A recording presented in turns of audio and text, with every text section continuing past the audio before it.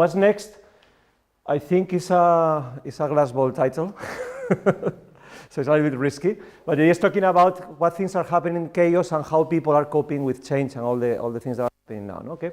One day I have this insight in my life, no, and I'm only happy if I'm surrounded by the right people. There is the no dick rule, no. There is a lot of people I don't want dicks in my life. I had enough, no. So the idea is that if you are surrounded by the right people, and it hasn't to be have been Jam, for instance, and the people from my school has some facet of my life. People in Accenture have another facet of my life. There is a lot of good people around, my family, children, my wife. All the people make something to me, and I'm as good only as them. No? And the value they provide them and the value they provide me. And value is not money. Value is many other things. And this is one of the big changes in the world. No? And also we have one thing in the equation, which is machines. We have to design relationships with the machines, no? So they augment us, they don't eliminate us, no? So they can potentiate my relationship with the people I love or the people I care for, no? So if we see this is the anatomy of an artificial intelligence system. This is our engineers, and there are some people from sociologists and politics students and cultural studies doing this map. This is more or less Alexa, know how it works. If you look at this, this is totally daunting for many people, no? You see that, and what is that? So what happens? That many people is getting scared about technology. Technology is now a little bit scary, no? And we have to, through design, what we do are two things. We make this understandable, valuable, and human-centric. We are working too much with big companies, with a lot of pressure with financials, so we have the danger of falling in the dark side, no? So we're working in the middle. So we have this situation. We have Babel, no? And in Babel, everybody speaks a different language. The engineer, the politician, the financial guy, the designer, all the people. And what we need is designing, my point of view. It started with touch points in digital, no? With the interfaces that you see. And when you start growing a service, for instance, you start with the store, then the website, call center, whatever, you start finding that there is a mess, that they're disconnected, the experience is totally broken. So you need a little bit of choreography of the touch points. So you can create an experience that is continuous, that is seamless, and that makes sense, no? The typical thing that you put your ID card in one part, and then you call the call center, you have to do it again because of security reasons, okay? But this is part of the experience is broken. You feel all the silos. So you see many companies putting design in front of the technology. And this is what many consulting companies and we want to go back to our customers, we want to go back to our employees. We started to design touch points, choreographing services into experiences, and then we find that the companies are not ready for this. They don't see the customer, they see only Excel and analytics. So they say, okay, we need to redesign our culture. We need to redesign the way we work, to put the people in the center. So you have a lot of companies in this situation. And then you find out that these infrastructures are broken. Transportation, energy, whatever. You find that design little by little is permeating, not designers, but the design mind, and not design thinking. How do you think as a designer? How do you put people in the center? And then in the end, you have politics and regulation. Facebook is in the Senate in the United States. You have all these technology companies are now here. They started with design, marketing, and technology, but now they are talking about politics. What happens with taxes? What happens with privacy? What happens with communication, with fake news, all these things, no? So I think design is the Esperanto for the future. It's a language that everybody can understand, that everybody can agree, because we're talking about empathy, no? And it's shared. When you see a product, when you see an experience, you can describe it in different terms, and you can make people different to talk together and share a vision, no? And this is one example from Jaguar. They tried to design a car that looks like dumb, totally, no? Because they wanted to do this large virtualized so they can not be threatened to the people. The people are very scared with self-driving cars. So they say, okay, let's put this car with this eye to make it more friendly, no? And they're working with psychologists and doing research to understand what is the role. It could make the typical Jaguar very aggressive, no? But it's like this, it's totally flat and it's totally, no? So this is what design is about, no? It's about how should be a self-driving car, no? And why is not aerodynamic? Is this way, no? So design, in the end, we're working in many of these things. Many of the conversations that we have, they are in the global goals for sustainable development. This is what we are talking about in many cases. When we talk about marketing and more consumption, we say no, less consumption, smarter consumption. When you talk about Industry X, it's about processing the planet, all the raw materials into products. No, stop it. We're talking about collaboration. We're talking about health, talking about life. No? And design, I think, it has, as a language, not as a discipline, has a lot of opportunities now. No? I would stop here. No? So the idea is that we have to design relationships in the end. No? And we have to think people first. People shouldn't act as machines, which is what's happening now. At work, you're following procedures, but also at home when you're doing likes. No? You're part of a big machine, you're feeding a machine. But also machines shouldn't act as people. Because machines can develop something that we call artificial empathy. And that's very dangerous.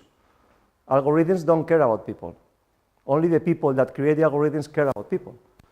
So what we need is machines should, if they act as people, they should be clear that, hey, I'm not a person.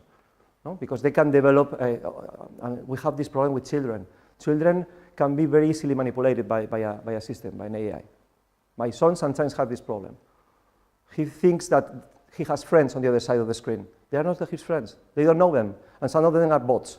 No? But this is one of the problems. Artificial empathy is very, very, very, very dangerous. So machines should act as machines, but augment people. No?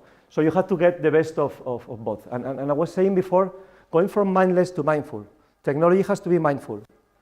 I think many people is talking about technology in a mindless way. Sell, sell, sell, grow, grow, grow, whatever. And I think we have to stop a little bit, think the consequences, and start to design, not only to implement. No?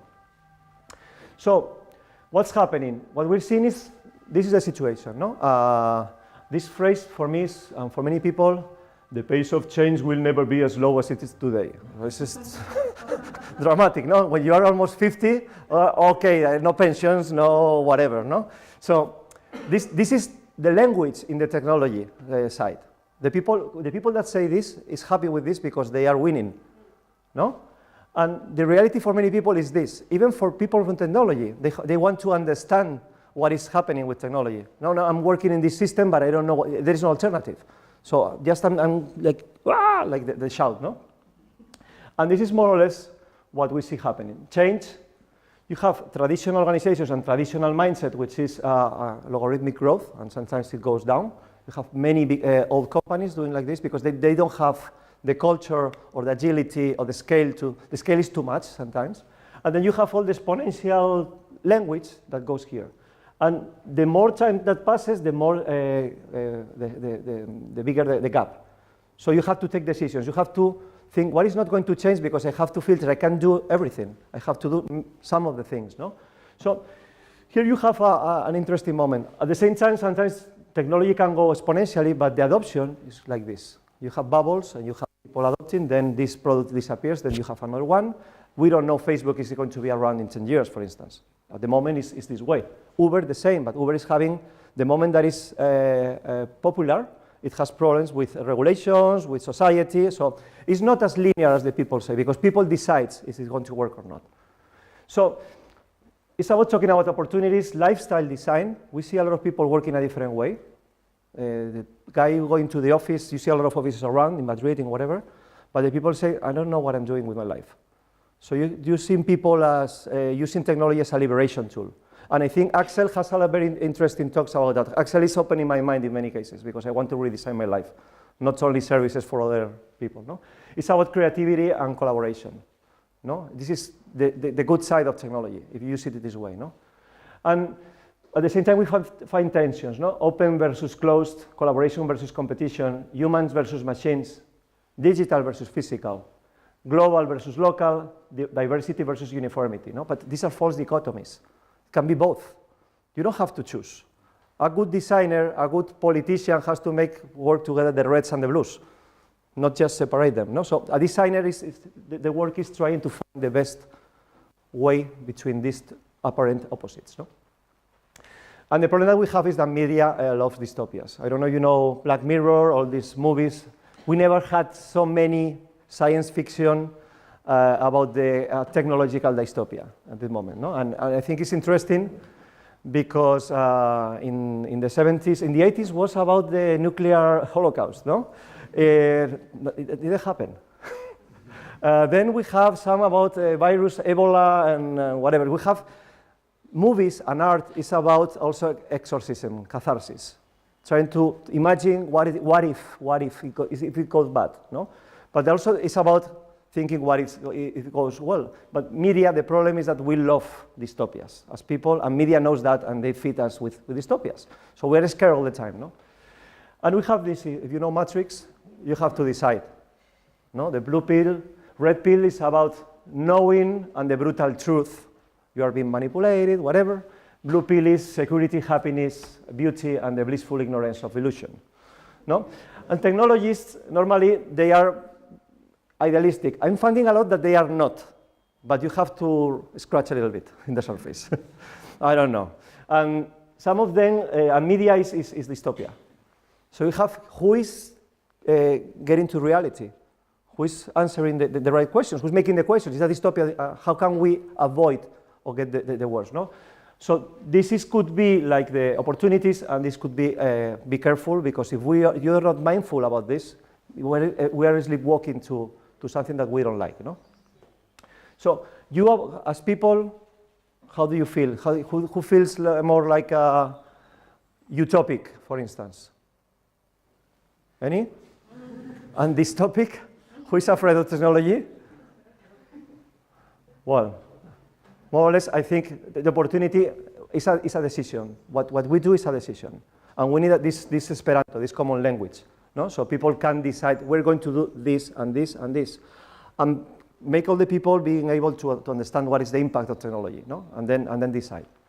So if we talk about one thing this is a project that we did in Fjord many years ago. It was a scenarios project, a futuristic project. It was very interesting, no?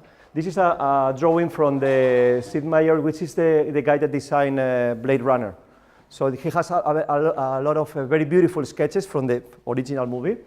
And what we did is design fiction, is scenarios for action. So it was for a big Asiatic consumer electronics company. And they need to understand what was happening in the world, because depending on the scenario, you have different set of products and technology, no? So what we did is created a what-if engine simulation. I mean, movies, okay, you can watch a movie, but also you can have a scenario, so you can have a conversation. What happens if the world goes this way? What happens if the world goes this way, no? So we have like two axes. One is economy, broken or healthy, and community, healthy or broken. No? So what happens, for instance, when the community is healthy but the economy is broken? We have this in many countries in crisis, when the people get together, collaborate, and fight for getting away. And we have also this in small cities. You have some neighborhoods with people collaborating and doing things. In Madrid, there is places that you have hordes, people planting their food, for instance, and collaborating and sharing. No? So you have this small back to earth, which is about less, not consumerism. It's about values, nature, simplicity, community, and collaboration. So the products in a world that is like this are totally different. And you have this, I don't know if you are aware of platform cooperativism. There is a people doing toolkits so you can create your own Uber, and you have you are sharing the value of all the companies. You have people, cleaning ladies in Denver. They have a platform so they don't are being exploited by a big company, and they share the rewards. So you have, this is the type of product that we have, no? When we have a brilliant green, which is healthy community and healthy economy, you have perfect world.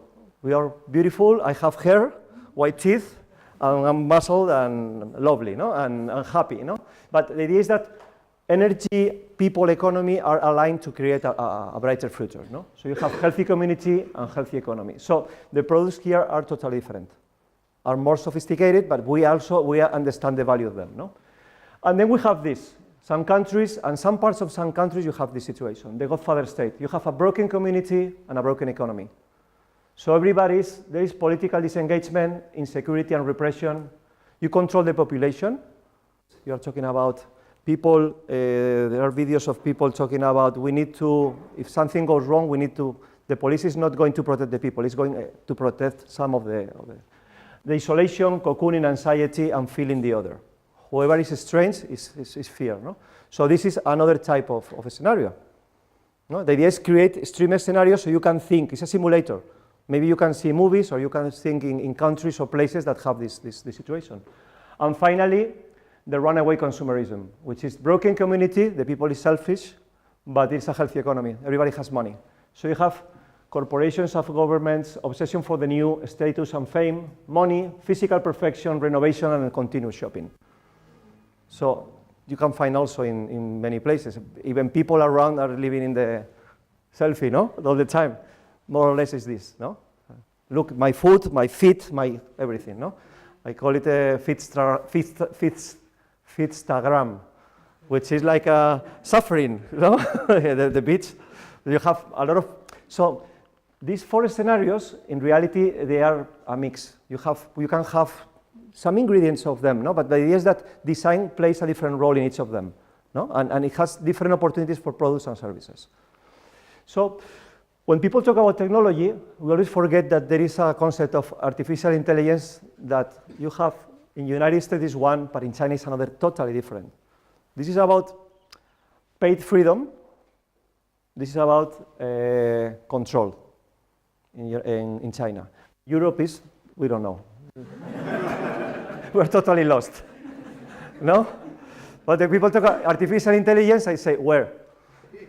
Where is the artificial intelligence? Which one? Because China, and also technology in these countries is like a threat. This is an opportunity for the mid-classes. You have a lot of emerging mid-classes that didn't have an opportunity. For them, in many cases, it's positive, no? So, for me, sometimes we think too much from our perspective with a Silicon Valley filter and marketing and media filter perspective, no? So we have to be more skeptical. We have to be more close to the cultures, no? So when we talk about disruption, I always say, what are you breaking? No? And why are you breaking that? No, because I don't like it because, no, you disrupt sustainability, disrupt healthcare, things that are really broken, and the others, you will have a risk because there's people making a honest life of it, no? So thinking about the consequences of disruption is something that you have to do in advance because many of the disruptors didn't expect to be a disruptor. They started something because something was broken.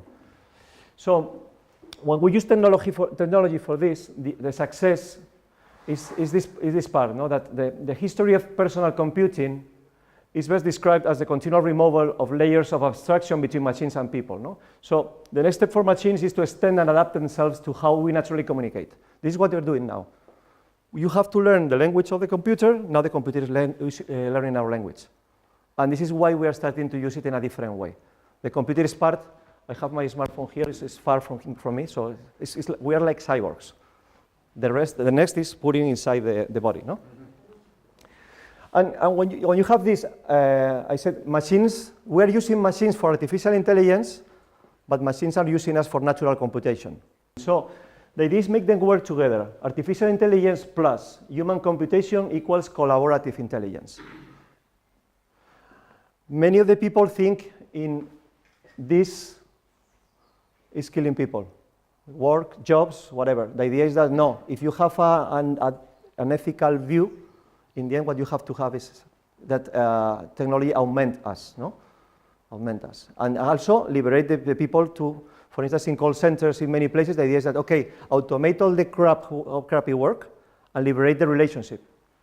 Give better advice to the clients. Don't automate everything. Don't put robots all around. Just automate what should be automated and put the people in the right place, no? And also, as I said before, beware of artificial empathy. This is important. Again. For algorithms don't care. They only care about what they are programmed. If you are programmed to get numbers and data, they will do that. And they don't care about the consequences, no? So we have to be aware of this. And we have different contexts, no? This is Taobao Cafe. I don't know if you know, it's Alibaba. They recognize your face and you can pay with your face. In the end, it's like Amazon Go a little bit, because Chinese people is very good at face recognition. And you have another way of using facial recognition. So you can use technology in different ways, no? The impact of disruptive models. This is the Uber manifestation in London. We still have this situation. Now in Madrid, curiously, we have the Uber guys manifesting and cutting the streets and giving rides for free, because we have also a family, they say. But we have a situation when technologies start adoption and touches society, you have a conflict, you have a tension. And then you have this man, talking about data privacy, which is very important for him. And the idea is also, we are feeding something, giving data sometimes without knowing it, no? And another thing, when people talk about blockchain, this is a picture I took when I was in Geneva. I was in the World Economic Forum for 1 year, doing some research about the impact of technology in society and companies and whatever, no? And in the airport, you have this, to destroy paper, in the shop of the airport. Can you imagine in Switzerland why you have that?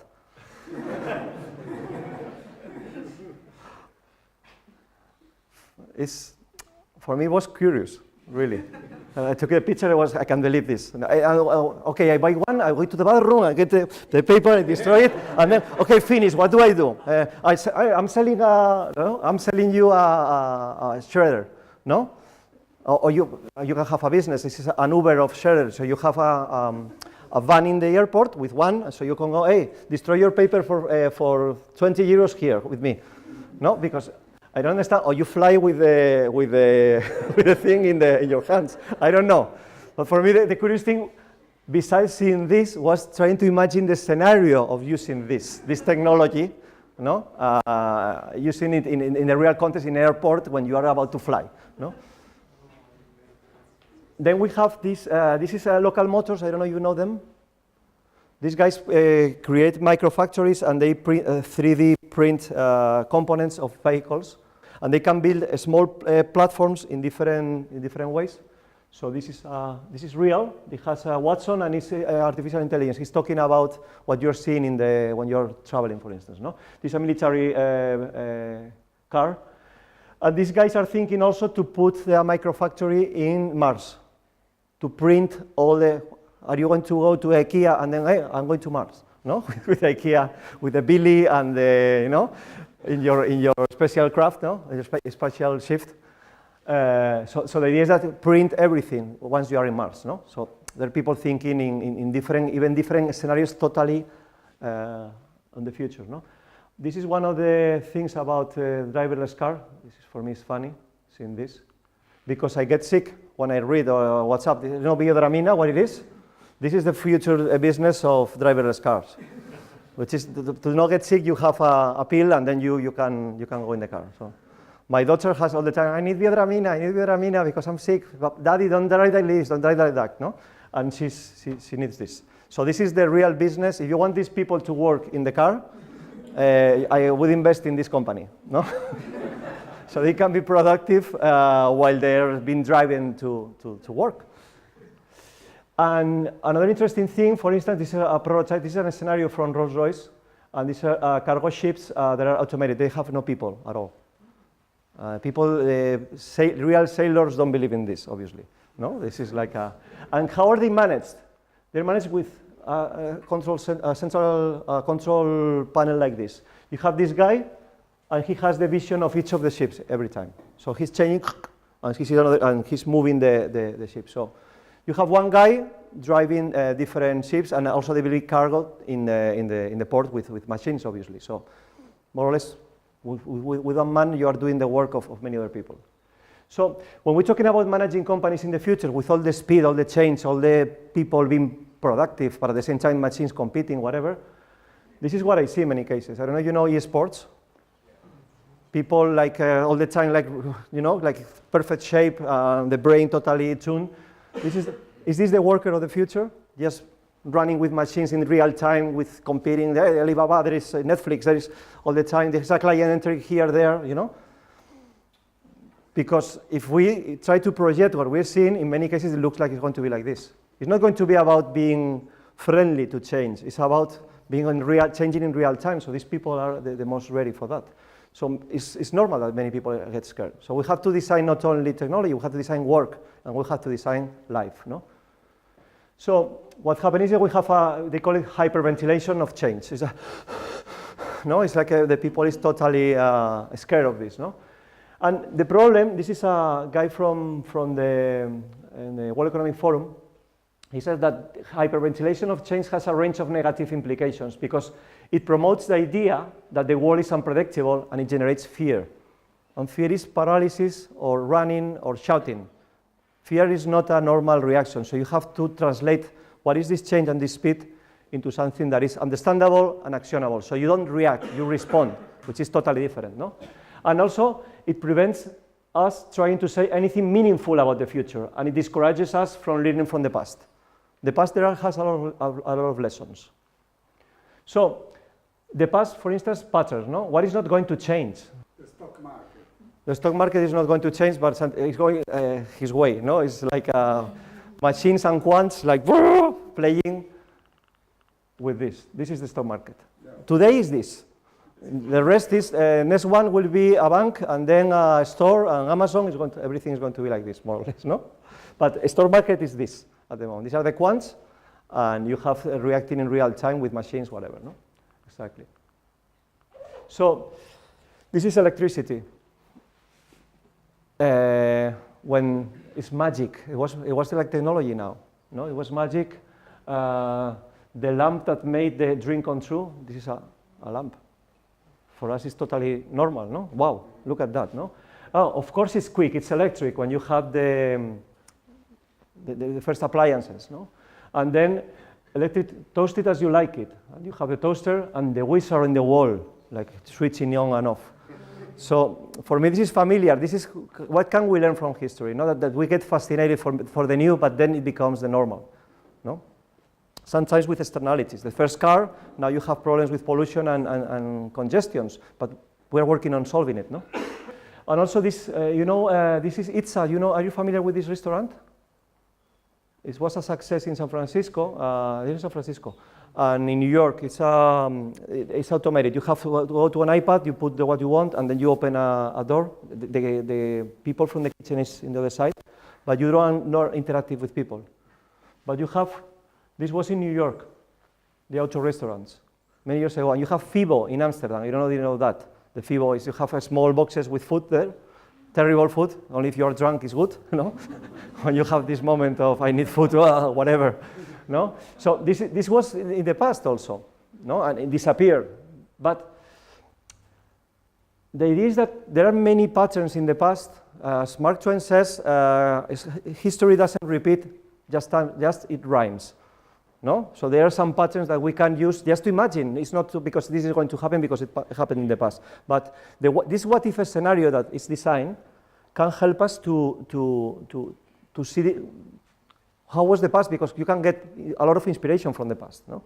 In fact, when you enter in a company in transformation, a lot of people talk about Game of Thrones, for instance. No? The people, the politics in the organization, people use the past, media, whatever, to try to create a story around what they see. No? So in organizations, what happens is that you have a fixed versus growth mindset. Fixed is let's keep the things as they are, and growth is about opportunities. No? And it also happens with people. It's a mindset of people. There are people that see opportunities everywhere, people that see only threats. So you have, this is our way of thinking. No? When we have this way, it's about management. And this is the way that people work. All these people now are, each one are an Excel cell. So they are not there anymore. The problem is that when all these people make their own Excel shell, and you have Excel sheet, so they have a mess of data. No? They have so no, the designers can help us to sort this out because technology didn't work, the financial didn't work very well, and designers can make a little bit of sense of this. How many cases in the companies seeing creatives? You dance, and then they say, okay, now let's talk about designer, you can go away, let's talk about the business, no?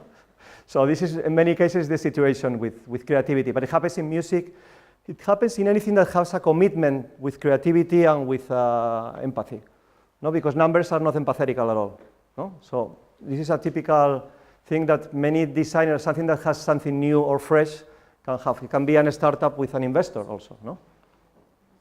And the problem with organizations is that they don't tolerate indefinition. So they start thinking with solutions, and then when it gets to the people, you have the mess. I invested 1 million in this platform and nobody's using it. Okay, you didn't take into account the people. You thought the solution was there, it's a placebo, no? And in companies, what happens, they think linearly, so they think in all these tasks, no? But this is being done by machines. Many of these things, which are very linear, very algorithmic, because they're based on procedures, and linear, are going to be done by machines. So what happens with the management of the future, no? And the problem is that we have 4 generations now living together with this. The people that are used to management and the people that are not used to be managed. So these guys, I will say that these people believe in God and in pensions and in careers. So they are able to sacrifice because something is coming, something better is coming. Okay, if I do have this 5 years just working hours and hours in this stupid company, then I'll get a reward because I have pensions or I'll get a promotion. But these people, they think career, what is that? They don't want to do the same. Many big companies these people don't want to enter the big companies in many cases. So the mindset is totally different. Locals, hierarchy and control, these are global, connected and collaborative. In my case, I'm here. But in the middle, I'm seeing both. No? And what happens here? That these people is building their future. So we have to connect both. No? So what we have in the end in the companies is that if you want to survive, management and corporate bureaucracy are obsolete. You have to think, many of the managers in companies that we work with, the innovators are thinking as venture capitalists. They have a budget, they have a product, and they have a small team to do things. No? And the rest of the teams are working just to facilitate the thing. And so in the end, results come from people interactions. No? This is the important thing. Numbers don't come by themselves. The numbers come from people deciding to work together. Clients and customers, employees, departments, whatever, they want to collaborate, you have numbers. They don't want to collaborate, you have different set of numbers. Maybe better, we don't know. So when you have to design transitions, you have to embrace chaos. And then with 5 minutes, we have the most chaotic part of the conversation, okay? We enter now in. So, as I said yesterday, the more I work with engineers, the more I talk about humanities at this moment. I'm finding a lot of engineers that have a humanity snack. They love talking about philosophy. What are we building? They have a lot of conversations, interesting conversations. People know engineers are like, no, you have other engineers that think about the consequences of what they're building. So when you have this software is eating the world, you have people saying this. Sociology, anthropology, psychology, whatever, and information science say hi. So you have this, and you have somebody answering, responding.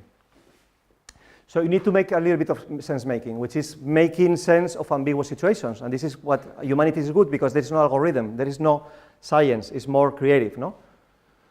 So chaos, there is people that is expert. We have chaos around in some places sometimes, places where we are not feeling comfortable, where we don't understand what is happening, we don't understand the rules, no?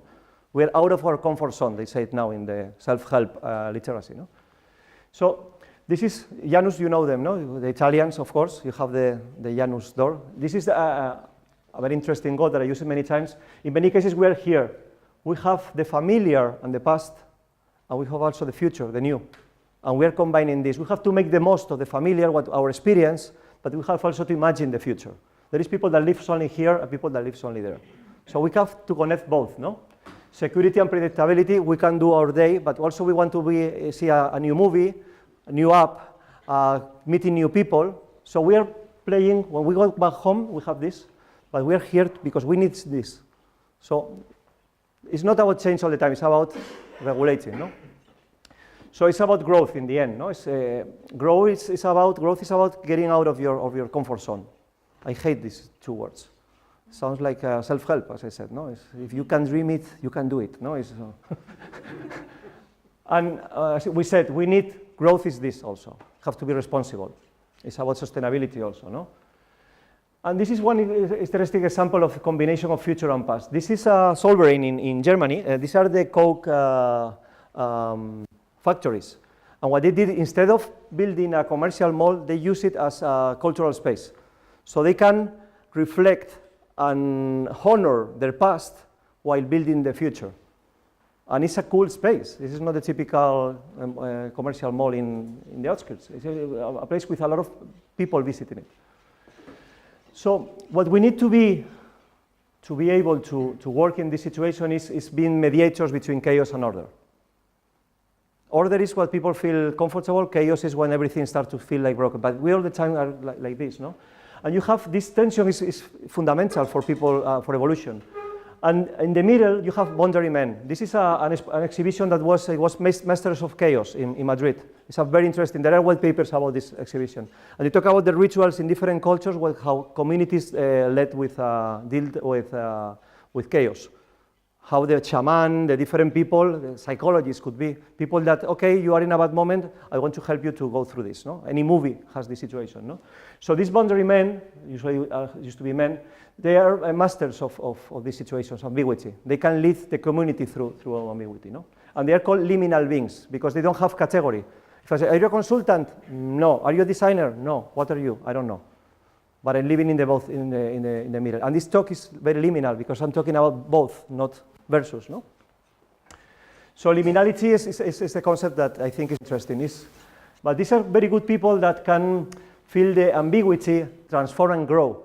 But people that can go through transformation and work on that, they have an opportunity, no? So these are examples of liminal spaces, this typical place that, it looks strange. It's a school in the weekend, for instance, you went to a school in the weekend, you feel you listen the voices of your friends even, no? But they are not there, no? So you have to be bold for this. Don't take the typical thing. You have to understand, seeing that there are patterns and try to understand, no? And in the end, it's about like movies, no? You have a moment that you live comfortable, and then you start the movie. One people that is living a comfortable life, they enter in something that they don't understand. They enter in chaos. They start to understand, restore themselves, and then they have a new order. They get back transformed. So every movie is about transformation. Every project is about transformation. Every master that you take, every day that you decide to get married with somebody, is about this entering in a new you. In a new society, in a new company, whatever, it's changing things. So the rules are not valid anymore, but you have to understand how it works. So you have to embrace frontiers, no? And engage intermediators. This is important. There are people that are in the middle. So I put as an example the space and double agent. You don't know if they're good or bad, because they are ambiguous. So these liminal people is people that can translate, that can work in the middle, in between spaces. No? It's very important, designers, we are this type of people. We're intermediators between the complexity, between the business and between the people to create something new. No? The problem with this is that, I don't know if you know Nietzsche. Nietzsche said this phrase, and I think designers are working in this space. He who fights with monsters might take care lest he thereby become a monster. And if you gaze too long into the abyss gazes back also into you. So we're working in a place where nothing is white or black, it's gray. You have to make politics, you have to make transitions, you have to, and sometimes when you see a lot of consumption, growth, whatever, designers are, hey, wait, no? We are the white people now. So we are in the risk of becoming monsters. So we are working, we're mediating between the chaos and the order. No? And this is important, that not only designers, but we all think as designers. We have to mediate to understand what is happening. No? So I'm going to work like this fast. Let me see. So the idea in the end is, in case of companies or in case of personnel, you have to, as we said with Janus before, run your business, or your normal life, revenues, who pays, but also at the same time invest and disrupt your own business. And this is valid for any of you, the same model. Your normal life, your growth, how you test and learn, how you start transforming. Because if not, your life is totally linear, it's totally uninteresting. So this can happen, Google, you can apply this even to your personal lives. How can I work with the familiar, and also how can I use the familiar to create something new, to start learning and to start doing things, no? Because it's the future, no? How many people disrupt everything? You have this, Oscar is an insurance company. We didn't start this company because we love health insurance, quite the opposite, in fact. And you have, this is the pain points of the people. Simplicity, transparency, all that is broken in big companies because they don't talk the language of the people. And I didn't start X because I love agencies, quite the opposite, in fact. So what are you starting because you hate what is broken? I didn't start Uber because I love taxis. I didn't start Airbnb because I love hotels. No? What is broken in your life? No? What do you want to resolve? And the moonshot, impossible problems. No? This is what happens with the interesting thing. When you talk about concepts, the Wright brothers didn't have a concept for plane as we are seeing a normal plane there. They didn't have it. They didn't have the noun. They have the verb. The verb is fly. We have the noun. We have the plane concept. So these guys designing the verb, the action, and then because they don't see anything. We see now the jumbo. We project our imagination, but they see just how to put this guy in the air and get it back safe. No. So you have doers and storytellers to work with this. This is very important. The doer is the guy that executes. As we said, the guy that makes the revenues. The storyteller is the guy that imagines the future. No? Vamos rápido. So the two brothers, they have one was in the back room of a store in Ohio, and the other one talking with capitalists. This is Steve Jobs and Wozniak. The same. You have many people that go in pairs. So you have to collaborate. This is why the quality of relationships gives the values. If you're a doer, you need a storyteller. If you're a storyteller, you need a doer. If you can do it everything alone. So in the end, it's about embracing chaos, understanding, sense-making, getting to a solution, and then executing. But suddenly this is not pure. You have to be able to do this. So this is why we're talking about Janus, about moving everything. No? And you need to go from transformational leadership to transactional leadership all the time, combining. Okay, ideas, money, vision, money, vision, money, vision, money, vision, money, and you're going with a purpose. If you go only like this, you get up like doing like a toy company and will die. You go like this, a commodity, totally undifferentiated, because you are only a robot machine. No? And you have to create the middle between this. So you have closed, open, porous, competitive, collaborative, connected, uniform, heterogeneous, diverse. All these things you have to combine concepts. This is the idea. If you combine concepts, you create relationships. This is a talk about different space, liminality, spaces, ambiguity, but also trying to find sense in ambiguity. You have to do all of this. Okay? And also, we need to design the future, and we need humanities. We need STEM, but we need philosophy to question what makes us human in the future. How do we live a good life? Is doing likes all the time or being famous a good life, for instance? It's a question. Fine arts, how can we imagine different worlds and talking and simulate? Sociology, how can we build a society that is fair and inclusive, if you want that? And politics, how can we reach agreements so we can live together? We don't have politics now with people collaborating. We have the both sides. We need to create this circle in the middle, but we need a space like this to be together with engineers, people from different backgrounds, okay? So the idea is, again, going back to Janus, the familiar and the new. The old generations, the new generations, collaborating, doing things together, and dreaming about the future. I'm using my experience, and for the young people, and the young people is giving me their energy, for instance. No? So, more or less, I only found the last one. Good.